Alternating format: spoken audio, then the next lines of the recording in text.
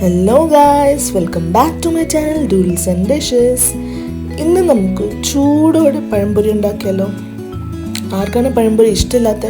എല്ലാവരും കഴിക്കും. അപ്പോൾ അതിന് വേണ്ടി ഞാനൊരു ബൗളിൽ 2 തവി മൈദ എടുത്തിട്ടുണ്ട്. 1 സ്പൂൺ അരിപ്പൊടി ഇതിൽ ക്രിസ്പിനെസ് ആഡ് ചെയ്യും. നിങ്ങൾക്ക് വേണമെങ്കിൽ കുറച്ചുകൂടെ എടുക്കാം. അതിൽ ഇത്തിരി ഉപ്പ് സ്വീറ്റ്നെസ് ബാലൻസ് ചെയ്യാൻ വേണ്ടി, പിന്നെ ഇത്തിരി ടേമറിക് കളറിന് വേണ്ടി. പിന്നെ ഞാൻ കുറച്ച് പഞ്ചസാര എടുത്തിട്ടുണ്ട്. ഷുഗർ ടോട്ടലി ഓപ്ഷണലാണ്. നിങ്ങൾ എടുക്കുന്ന പഴം സ്വീറ്റ് ആണെങ്കിൽ ഷുഗർ ആഡ് ചെയ്യേണ്ട ആവശ്യം വരില്ല. ഇനി ഇതിലോട്ട് കുറച്ച് വെള്ളം ആഡ് ചെയ്ത് നമുക്ക് ഈ കൺസിസ്റ്റൻസി ബാറ്റർ ചെയ്തെടുക്കാം.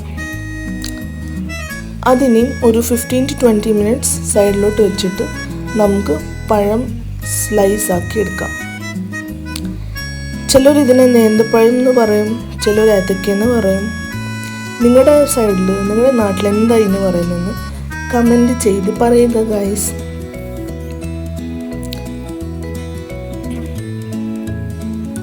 അപ്പോൾ ഇതൊന്ന് പൊളിച്ച് നമുക്ക് തിൻ സ്ലൈസസ് ആക്കി എടുക്കാം.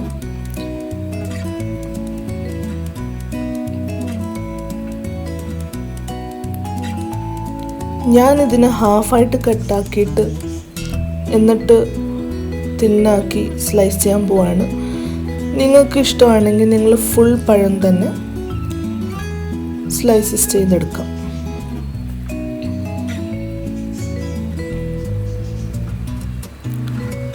അപ്പോൾ ഇതെല്ലാം കട്ട് ചെയ്തു.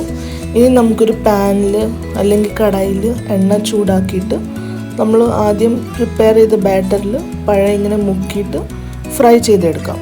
ഡീപ്പ് ഫ്രൈ ചെയ്യണം.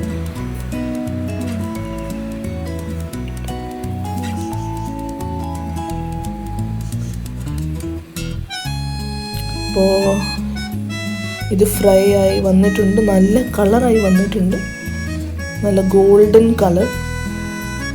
പുറത്തുനിന്ന് നല്ല ക്രിസ്പി ആയിട്ടുണ്ട്, ഇൻസൈഡ് ഭയങ്കര സോഫ്റ്റ്. എനിക്കിനി വെയിറ്റ് ചെയ്യാൻ വയ്യ, പെട്ടെന്ന് കഴിക്കാൻ തോന്നുന്നു. എനിക്ക് ഭയങ്കര ഇഷ്ടമാണ് പഴംപൊരി. നമ്മുടെ പഴംപൊരി റെഡി ആയിട്ടുണ്ട് ഗൈസ്. അപ്പം നല്ല ചൂട് ചായയും പഴംപൊരിയും റെഡി ആയിട്ടുണ്ട്. ഞാനിനിയും പോകണം ഇത് കഴിക്കാൻ. നിങ്ങളെല്ലാവരും പെട്ടെന്ന് വീട്ടിൽ ട്രൈ ചെയ്ത് ഉണ്ടാക്കിയിട്ട് എങ്ങനെ ഉണ്ടായിരുന്നു, ടേസ്റ്റ് എങ്ങനെ ഉണ്ടായിരുന്നു, ഇഷ്ടപ്പെട്ടോ ഇല്ലയോ എന്ന് കമൻറ്റ് ചെയ്ത് പറയുക. പിന്നെ നെക്സ്റ്റ് റെസിപ്പി എന്ത് വേണം എന്ന് അതും പറയുക. നമ്മളിനി അടുത്ത വീഡിയോയിൽ കാണാം. അപ്പോഴത്തേക്ക് ടാറ്റാ, ബൈ ബൈ.